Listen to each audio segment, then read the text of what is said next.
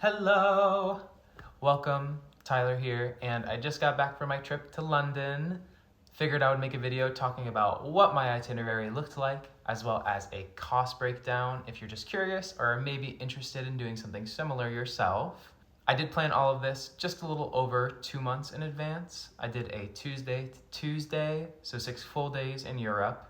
And this was during the month of November, which I do recommend. I got pretty good pricing on the flight. It was $516.31 for a nonstop round-trip flight through United. I went ahead to look and see what a similar flight would look like in July, which is still 9 months away, and that's currently sitting at $810. So definitely think I got a pretty good deal there. And with the exception of when I was in the more touristy areas on the weekend in particular, the city wasn't too busy. Super thankful that the weather was great as well. I didn't need a jacket more than half the time, and when it did rain, it was light and it was brief. But let's get on with this itinerary. Day one was mostly travel. Here's a little fit check.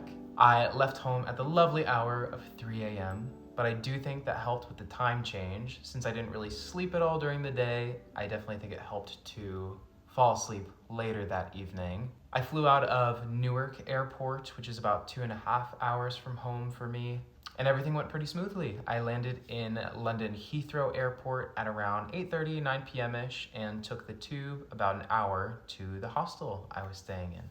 Side note, the London Underground, or as it's called, the Tube, is pretty easy to navigate. I just used Apple Maps the whole time. It's pretty affordable. I spent just about $7 to $8 each day, and I found it easiest to just tap on and off with Apple Pay. As far as the hostel I stayed in Wombats City Hostel, obviously in London. Here is the view from my window. Personally, I stayed in an 8-bed dormitory, which was $273.29 for 7 nights. Pretty affordable, great location as well. It's right next to the Tower of London, and a way to maybe meet some people. As you'll see, I kept myself very busy throughout this trip, so I wasn't at the hostel much other than to sleep.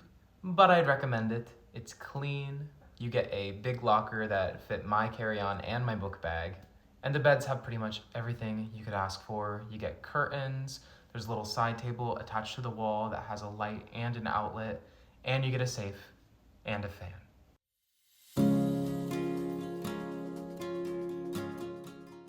Day 2, my first full day in London. Here's another fit check. I started my day with a London Eye river cruise. The area around both the London Eye and the Elizabeth Tower this particular morning was so empty, and it was so nice. But this river cruise, it was only $21.29, which I thought was one of the best value excursions I did this entire trip. It was a great way to see a bunch of the major sites right off the bat, and very informative as well. Basically, you float down the River Thames past Tower Bridge and back, going under a bunch of other bridges in the process.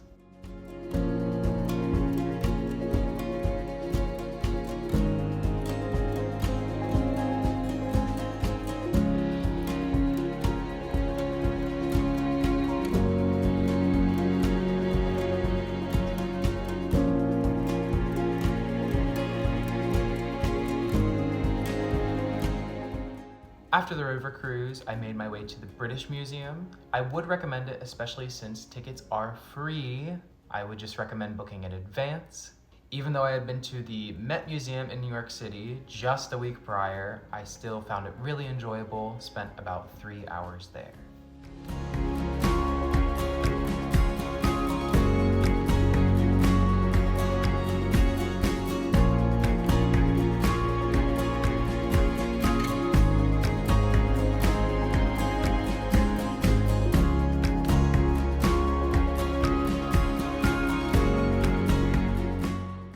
After the museum, I walked down Oxford Street, stopped in some shops. I may or may not have gotten lost in IKEA. And then I stopped at the Marble Arch because it was almost time for a show. Got some dinner, hung out in Trafalgar Square, and went to see Clarkston. Clarkston is a play on the West End that is starring Joe Locke, who you might know from Heartstopper. It's the first West End play I've seen, And for only $38.67, I got on-stage seating. It was also their cheapest seating, which I thought was so cool. The play itself was great, and I picked a good night to go because they did a very entertaining Q&A afterwards.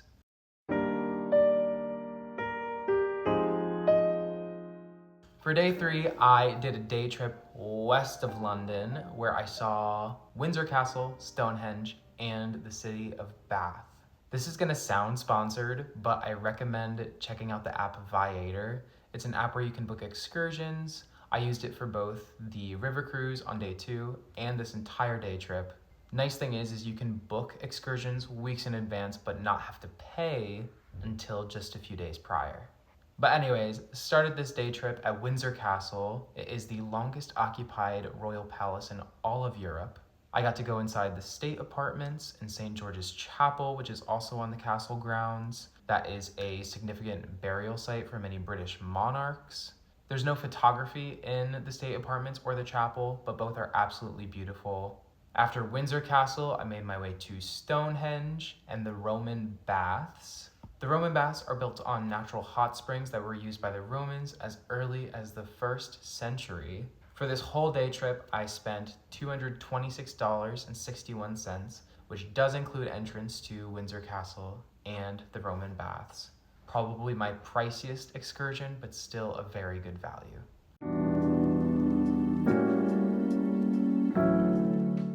Up to this point, I was traveling solo, but for days 4 and 5, I was able to meet up with my friend Matthew, who's currently studying abroad in Italy. Some highlights of days 4 and 5 were the Tower of London. That was Matthew's personal favorite. St. Paul's Cathedral was one of my personal favorites. Not only is the inside of the cathedral beautiful, you can also climb the dome and get some really great views of the entire city. We saw the musical The Book of Mormon. Matt had told me that he had never seen a live musical before, so I knew we had to see something. And I had a big obsession with that show growing up, but I'd never seen it live, so figured it was about time to make that happen. Lastly, we also saw Leadenhall Market, which was a filming location for Diagon Alley in Harry Potter.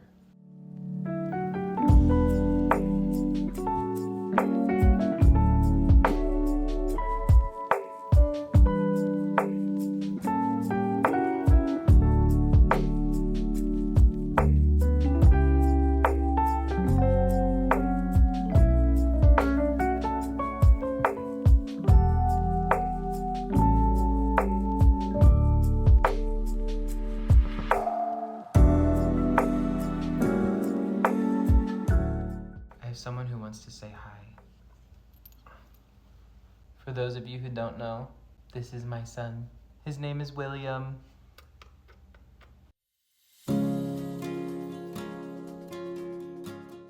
Even though I still had 2 full days of my trip left, day 6 was my last full day in London. You'll see why soon. I originally left it pretty open in case I discovered anything else I wanted to do. Honestly, I was feeling pretty exhausted from the literal miles upon miles of walking, so I decided to spend most of my day seeing Harry Potter and the Cursed Child on the West End. Even though the Broadway production is currently condensed into 1 part, the West End production is still in its original 2-part form. It was my first time seeing a play of that length. I really enjoyed it, and the special effects were obviously amazing. In between parts, I also stumbled upon the 1-year anniversary celebration for Pokemon TCG Pocket, which has been one of my gaming addictions the past year.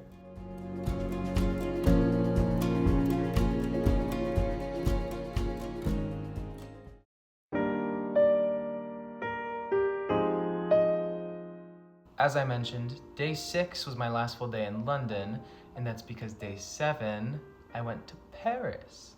I left the hostel at about 4:15 a.m. to catch the earliest Eurostar train. That left London at 6 a.m. It's less than a 2.5-hour train ride, so I arrived in Paris at about 9:20 a.m. since you lose an hour. My round trip ticket for the Eurostar was $148. My first order of business in Paris was checking out the Notre Dame Cathedral. The Hunchback of Notre Dame is one of my favorite musicals, so I had to make sure I saw this. After seeing the inside of the cathedral, I had a separate ticket to go up the towers where you get up close with the gargoyles, the bells, and get really great views of the whole city.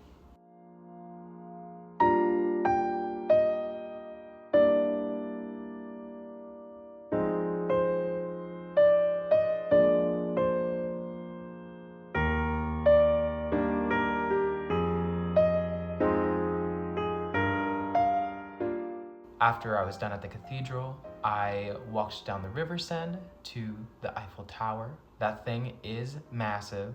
And then I grabbed lunch at a nearby cafe before heading to the Louvre.